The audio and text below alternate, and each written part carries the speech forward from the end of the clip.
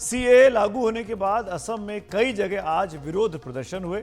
असम की राजनीति में खासी पैठ रखने वाले ऑल असम स्टूडेंट यूनियन यानी एएसयू समेत करीब 30 गैर सरकारी संगठनों ने सीएए के खिलाफ शांतिपूर्ण विरोध प्रदर्शनों का आह्वान किया है। असम में कांग्रेस की अगुवाई वाले 16 दलों के यूनाइटेड अपोजिशन फोरम ने भी सीएए के विरोध में आज राज्यव्यापी हड़ताल का ऐलान किया। सवाल यह है कि असम में समाज का एक वर्ग क्यों सीएए के इतना खिलाफ है। असम में सीएए का विरोध करने वालों को लगता है कि अगर राज्य में नए लोगों को नागरिकता दी गई तो ये उनकी सांस्कृतिक पहचान के लिए सीधा खतरा होगा। आबादी के तौर पर उनके प्रभुत्व को भी ये कम करेगा। यही वजह है कि असम में बांग्लादेश से आए अप्रवासियों के विरोध में काफी समय तक हिंसक विरोध आंदोलन होते रहे हैं। असम में आज हुए विरोध प्रदर्शनों पर ज्यादा जानकारी दे रहे हैं मेरे सहयोगी Ratnadeep Chaudhary. Citizenship amendment act के नोटिफिकेशन के बाद असम में बहुत जगह पे सुरक्षा इंतजाम बढ़ा दिए गए हैं। हम इस वक्त हैं राज्य के सेक्रेटरीट जनता भवन के बाहर। आप देख सकते हैं बैरिकेड्स लगा दिए गए हैं क्योंकि जो 16 अपोजिशन पार्टी की यूनाइटेड अपोजिशन फोरम है उन्होंने आज एक शटडाउन का कॉल किया था, मगर उस शटडाउन का इम्पैक्ट नहीं दिख रहा है क्योंकि आप देख सकते हैं ये जो लोग हैं वो अपने दफ्तरों में आ रहे हैं। रास्तों पे जो गाड़ियां हैं वो भी चल रही हैं। तो गुवाहाटी में इस वक्त उस शटडाउन का ज़्यादा असर नहीं दिख रहा है, जबकि 2019 में असम में जब सिटीजनशिप अमेंडमेंट एक्ट पारित हुआ था पार्लियामेंट में, तब बहुत बड़ी प्रोटेस्ट देखने को मिली। प्रोटेस्ट वायलेंट भी हो गई थी। उसमें पुलिस फायरिंग में 5 युवकों की मृत्यु हुई थी। उसके बाद धीरे धीरे से असम में जो पॉलिटिकल सिनारियो है उसमें चेंज आने के कारण बहुत सारे ऐसे नेता जो कि एक समय सिविल सोसाइटी ग्रुप्स में थे, जो कि सिटीजनशिप एक्ट के विरुद्ध थे, वो अब बीजेपी के साथ है। तो इन सब फैक्टर्स के कारण शायद इसका इम्पैक्ट ज़्यादा नहीं दिख रहा है, जबकि ऑपोजिशन ने ये कहा है कि डेमोक्रेटिक प्रोटेस्ट चलता रहेगा। जो ऑल असम स्टूडेंट्स यूनियन है उन्होंने भी बहुत सारे प्रोटेस्ट कार्यक्रम के बारे में कहा है, मगर आप देख सकते हैं यहाँ पे सिक्योरिटी के इंतजाम बड़े हैं। यहाँ पे जो असम पुलिस के महिला कमांडो हैं वो गश्त लगा रहे हैं। पॉलिटिकल डिबेट रहा है इसके ऊपर, और एनआरसी जो 2019 में हुआ था उसका नोटिफिकेशन अब तक नहीं हुआ है, तो उसमें 19 लाख लोग बाहर हैं। क्या उनमें से कुछ लोग इस बार सिटीजनशिप अमेंडमेंट एक्ट के तहत वो अप्लाई कर पाएंगे कि नहीं, ये देखने लायक बात रहेगी। तो सब मिला के असम में राज्य सरकार ने इस वक्त एक सिक्योरिटी मेजर्स को बढ़ा दिया है, जबकि ऑपोजिशन और सिविल सोसाइटी ग्रुप्स फिर से प्रोटेस्ट करने के मोड में आ रहे हैं।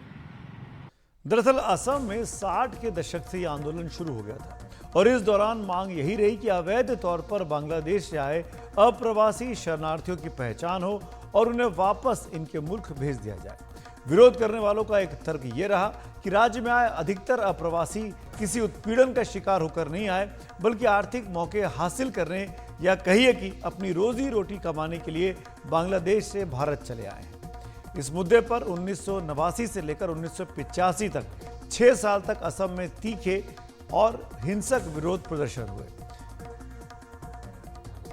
मुख्य रूप से all Assam student union ASU और ऑल असम गण संग्राम परिषद ने इसका विरोध किया। लंबे चले आंदोलन के बाद 1985 में तत्कालीन राजीव गांधी सरकार ने असम समझौता किया था। केंद्र सरकार, असम सरकार और एएसयू और एएजीएसपी के बीच हुए समझौते में वादा किया गया कि 24 मार्च 1971 के बाद राज्य में आए विदेशियों की पहचान होगी और उन्हें वापस भेजा जाएगा। अवैध तौर पर रह रहे विदेशियों की पहचान के मकसद से ही असम में राष्ट्रीय नागरिकता रजिस्टर यानी एनआरसी तैयार किया गया। ये कार्रवाई पहले 1951 में हो चुकी थी, लेकिन फिर सुप्रीम कोर्ट के निर्देश पर 2019 में एनआरसी को अपडेट करने के लिए भारी भरकम कार्रवाई नए सिरे से की गई। असम अकेला राज्य है जहां राष्ट्रीय नागरिकता रजिस्टर यानी एनआरसी बनाया गया है। हालांकि ये पूरी प्रक्रिया भी विवादों से भरी रही। 2019 में एनआरसी के लिए हुई लंबी चौड़ी कार्रवाई के बाद राज्य के 19,60,000 लोग ऐसे रहे जो खुद को भारतीय नागरिक साबित नहीं कर पाए। इनमें करीब 5 से 7 लाख बांग्ला बोलने वाले हिंदू हैं और करीब 60,000 असमिया बोलने वाले हिंदू भी हैं। असम के मूल निवासियों को लगता है कि सीएए लागू होने से असम समझौते का मकसद बेकार हो जाएगा। इसके अलावा एनआरसी का भी कोई फायदा नहीं रह जाएगा। समझौते होने के करीब 50 साल बाद सीएए कानून से उन हिंदू शरणार्थियों को भी नागरिकता मिल जाएगी जो 24 मार्च 1971 से 31 दिसंबर 2014 के बीच में भारत आए थे। असम में विरोध करने वाले संगठनों का मानना है कि सीएए ने असम समझौते में तय की गई समय सीमा को एक तरीके से 2014 तक बढ़ा दिया है। इससे राज्य में अवैध तौर पर रह रहे अप्रवासियों को नागरिकता मिल जाएगी और जिसका उन्हें पहले से ही डर सता रहा था। अवैध अप्रवासियों को जो चाहे किसी भी धर्म के हों, उन्हें नागरिक मान लेने से उनकी भाषाई सांस्कृतिक पहचान को खतरा होगा और आबादी के तौर पर उनके प्रभुत्व पर भी असर पड़ेगा। यही वजह है कि सीएए को असम समझौते को हल्का करने वाला कानून असम के कुछ लोग मान रहे हैं। उधर असम के मुख्यमंत्री हेमंत बिस्व शर्मा लोगों को आश्वासन दिला रहे हैं कि कोई भी ऐसा व्यक्ति जिसने एनआरसी के लिए अप्लाई नहीं किया, उसे सीएए के तहत नागरिकता नहीं दी जाएगी। और इसी सीएए के मुद्दे पर बात करने के लिए, खासकर असम में जो प्रोटेस्ट हो रहे हैं उस पर बात करने के लिए हमारे साथ ह्यूमन राइट एक्टिविस्ट, मानवाधिकार कार्यकर्ता सुहास चकमा साहब जुड़ रहे हैं। बहुत बहुत शुक्रिया हमसे बात करने के लिए। सीएए को लेकर जो प्रोटेस्ट हुए असम में, खासकर सबसे ज़्यादा हमने आज दिन भर देखा, गुवाहाटी के आसपास काफ़ी ज़्यादा प्रोटेस्ट हुए। इसके पीछे की वजह क्या है? अगर आप सीएए को देखते हैं और जो रूल्स आए हैं उनको देखते हैं, तो उनका जो प्रोसीड्यूर है उस हिसाब से सबसे ज़्यादा लोग जो बेनिफिशियरी होंगे, जो अप्लाई कर सकते हैं, वो है जो लोग एनआरसी का प्रोसेस से बाहर निकल चुके हैं। So about 1.9 million people. तो इसलिए एक तरफ से आप ये कह सकते हैं कि सीए जो है वो असम की जो एनआरसी प्रॉब्लम है, वहाँ पे जो कुछ कम्युनिटीज के लोग बाहर जा चुके हैं उनको इंक्लूड करने के लिए। तो इसलिए असम में ये सबसे ज़्यादा प्रॉब्लम हो रहा है और प्रोटेस्ट हो रहा है। और बाकी नॉर्थ ईस्ट स्टेट्स में इसलिए नहीं हो रहा है क्योंकि सीए का जो एक्ट है, उस कानून का अंदर में जो Bengal eastern frontier regulation act है, जिसका अंदर आप अरुणाचल प्रदेश, मणिपुर, नागालैंड और मिजोरम है, उनको एग्जाम किया गया है और 6 शेड्यूल एरियाज को एग्जाम किया है। तो मतलब जो मेघालय स्थित है वहाँ पे भी पूरा एग्जाम्पशन है। तो इसका चलते वो उन स्टेट्सों में कम प्रोटेस्ट हो रहा है।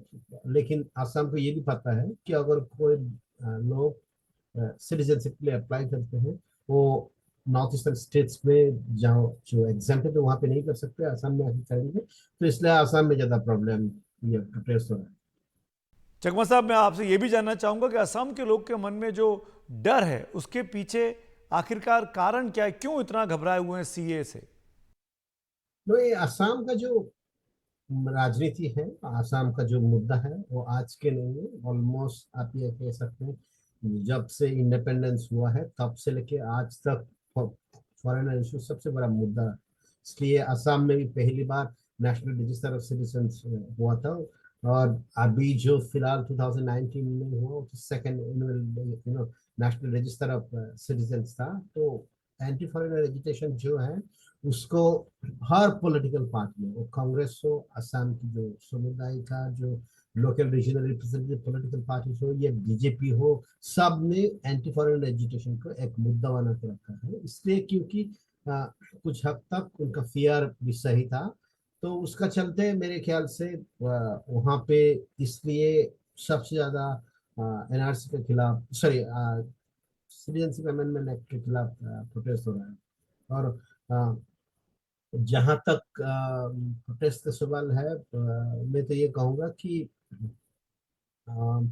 जो प्रोटेस्ट चल रहा है तो उनको मेरे ख्याल से जो लोकल कम्युनिटीज है उनका मुद्दा है।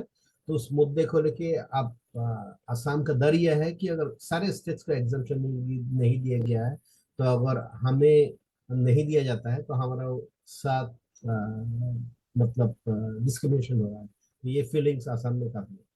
आप तो खुद नॉर्थ ईस्ट एक्सपर्ट हैं, मानवाधिकार कार्यकर्ता हैं, इस समस्या को अगर अच्छे से समझते भी हैं, एक एक्सपर्ट के रूप में अगर मैं आपसे पूछूं, सलाह देना चाहेंगे कि क्या कमियां हैं सीएए में जो ठीक की जा सकती हैं? किस तरह के अमेंडमेंट की ज़रूरत है?